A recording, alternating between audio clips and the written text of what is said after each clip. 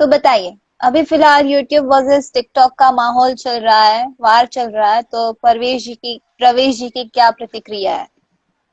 आप हमेशा मेरा नाम दो बार लोगी। देखिए मेरी प्रवेश एंड प्रवेश, परवेश। हाँ प्रवेश। हम्म। एक्चुअली मेरी उस पे ये प्रतिक्रिया है कि टिकटॉक हो या यूट्यूब हो, मुझे लगता है कि यूट्यूब पे जो कंटेंट होते हैं वो आ, मतलब जो टिकटॉक पे जो कंटेंट है, मुझे लगता है कि वो बाय किया हुआ नहीं होगा, या मतलब ऐसे ही है।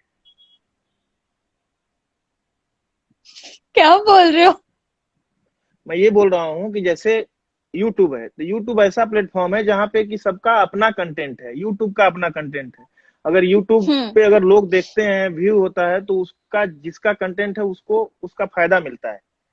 लेकिन हम्म। टिकटॉक पे क्या होता है कि मेरा गाना है और उसको वहां पे टिकटॉक यूज कर रहा है, उसको लोग उस पे गाने बना रहे हैं, नाच रहे हैं, या जो भी, उस पे कितने व्यू आ रहे हैं, लेकिन उसका फायदा किसी ओनर को नहीं है, किसी को नहीं है। या जिसका कि वो सिर्फ कंटेंट है। टिकटॉक को है। जी, तो या। उस मामले में हम्म। मैं यूट्यूब का सपोर्ट करता हूँ। ओके।